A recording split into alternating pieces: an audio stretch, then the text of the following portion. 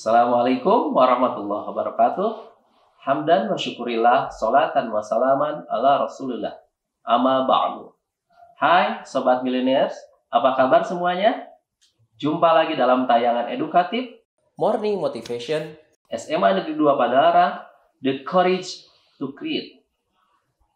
Sobat Millennials, konten materi kita pagi ini adalah filosofi sabar kerang mutiara. Sobat Millennials, siapa tidak mengenal mutiara? Ya, benda kecil, putih, berkilau, memiliki nilai keindahan dan nilai jual yang mahal tentunya. Bahkan terkadang banyak kaum hawa yang memuja, bahkan mendambakan untuk dapat memilikinya.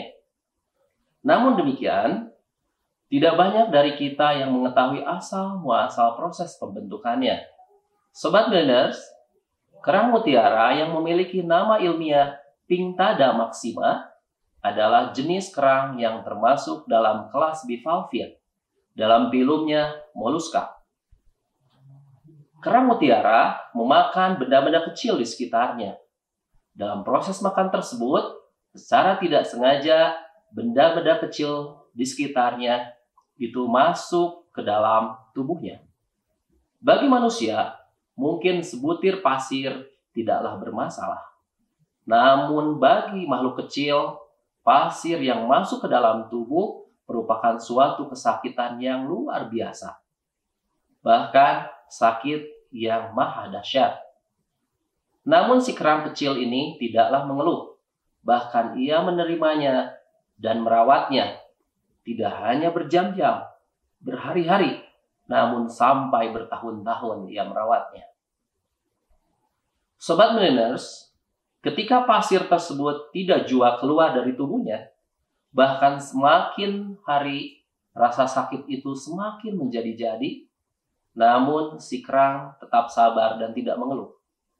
Sampai tiba suatu masa di mana rasa sakit itu memuncak, karena si kerang menyadari bahwa pasir yang masuk ke dalam tubuhnya semakin besar. Karena pengaruh lendir ataupun zat-zat di dalam lapisan nakreasnya yang bereaksi dengan pasir tersebut. Sobat Millennials, akhirnya penantian si kerang agar rasa sakitnya itu sirna terjawab. Ketika seorang penyelam mengambil benda kecil dalam tubuhnya yang kemudian kita menyebutnya sebagai mutiara. Sobat Millennials, hikmah yang bisa kita petik dari kisah si kerang mutiara adalah tentang kesabarannya. Yang pertama, ketika pasir masuk ke dalam tubuhnya, timbullah masalah karena rasa sakit yang ditimbulkan pasir tersebut. Hal ini bisa kita analogikan sebagai masalah yang menerpa hidup kita. Kedua, pasir yang telah masuk ke dalam kemudian diterima dan dirawat si kerang sambil mencari jalan keluar agar si pasir bisa keluar dari tubuhnya.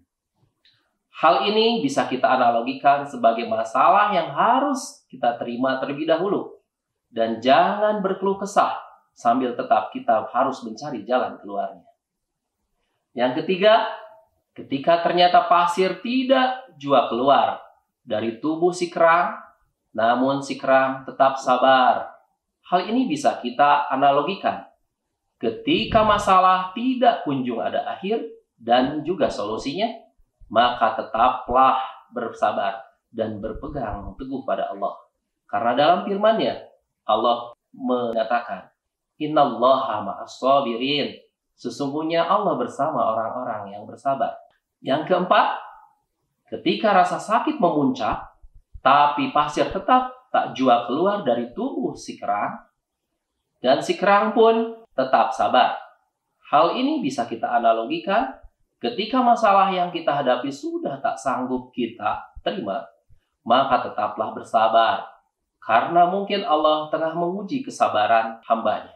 Yang kelima, pada akhirnya pasir yang sudah membesar, yang menjadi mutiara, keluar dari tubuh si kerang. Hal ini bisa kita analogikan bahwa masalah yang kita hadapi pasti ada jalan keluarnya. asal kita mau berusaha dan berdoa. Karena dalam firman-Nya, sesungguhnya setiap kesulitan ada kemudahan.